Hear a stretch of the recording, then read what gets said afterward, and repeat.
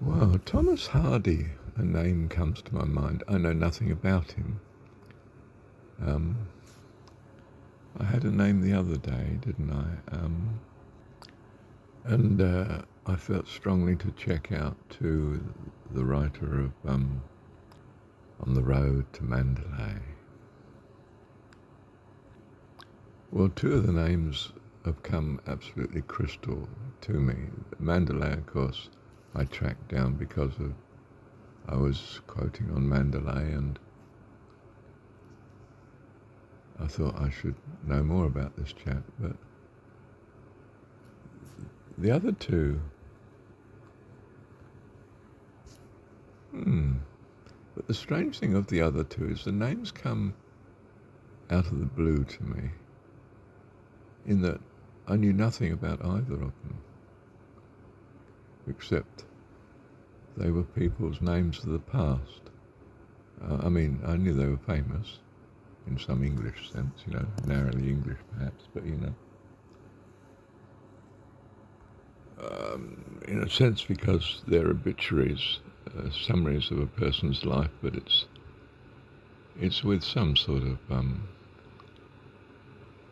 appreciation because the people are remembered for their goodness, I suppose, their contribution to our thoughts and values, and therefore I suppose we would find a familiarity in much of their personality and values.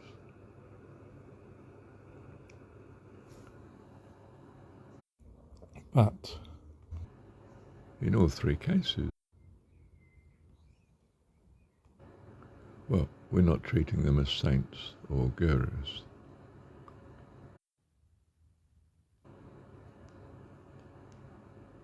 And yet we feel that affinity with them. Well, I do, and I expect you do too. I assume it's the same for other people. Is it the same for you? You read the lives of great people. I mean, I suppose if I think about it, if I think of, famous statesmen or military leaders, or we find an affinity with anyone's life, don't we? Whether they're counted great or notorious. If we get some sort of more realistic analysis of who they were, especially their childhood, and understand, that's it, isn't it? It's Mark Twain again, isn't it? I better take Mark Twain as the next one after Thomas Hardy. I'm just attracted to that name because in this case I know a particular quote, of course. My enemy is the man whose story I've not yet heard. That I felt was somehow a beautiful, crisp attention to kindness and understanding, compassion, empathy, what we truly value in relationship, great kindness and love. And so I'm drawn to check out, well, what did Mark Twain, more about his life.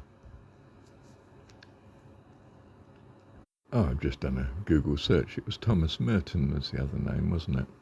It got two Thomases then. And, of course, Rudyard Kipling. But crucially, I want to draw your attention to, should it be the case that you just get names out of the blue come to you, not because you've been occupied in some study and it's been mentioned, these names, Rudyard Kipling's been mentioned once or twice, but possibly because of what I've steered conversations onto, with meetings and people that I know. I'm perhaps the cause there. Whereas the other names have just come out of, certainly the two Thomases, Thomas Hardy and Thomas Merton, simply came to me. I found they were in my mind, especially that is while still laying in bed in the morning and pretty near getting up. Now, I wouldn't say necessarily directly from sleep, actually, because I may well have been doing recordings first or listening to recordings. But the names, those two names in particular, have probably not been mentioned to me for, I can't imagine how long. I mean, it could be years. And yet suddenly they're in my mind, and I think, oh, why am I thinking of that name? Now,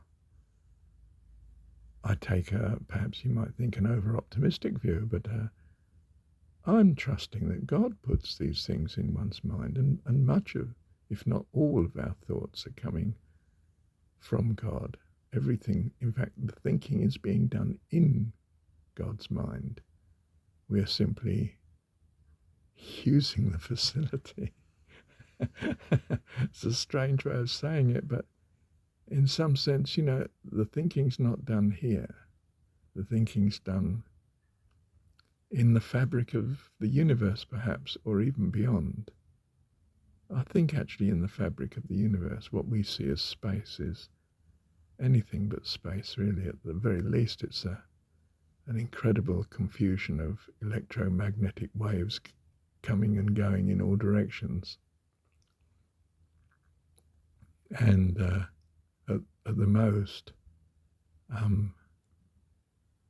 well, I'm saying the very thinking body of God. I don't really wish to say body, but that the thinking is all in the fabric of space. I mean that all of space, not just out there in the universe, in the atoms as well, between atoms, molecules, and all the rest of it. That what we see as nothing is a bit like the primitive man sees air and thinks, oh, there's nothing there. No, of course there is. There's air. In fact, you can feel it, can't you? And you breathe it. And if I stop it going into your lungs, you're in trouble fast. But you can't see it, and you can't necessarily even smell it. I mean, you might be able to smell something, but you're not sure if it's the air or something else over there, Now, if we have this view that it's, if you like, messages from God, then we should take it very seriously and track them down. Not just think to ourselves, oh, this just gone through my mind, but I've no good reason for finding out more about these people. Not at all. They've come to mind. Check it out in case they're exactly what God wants you to now attend to. Life can be, these circumstances anyway, can be extremely meaningful in this way. See how you find it. Do you get the same impressions out of the blue, so to speak? And do you, when you do track them down, find them to be just where you should have been? You should have done just that, and you're glad you did. Thank you, Heavenly Dad.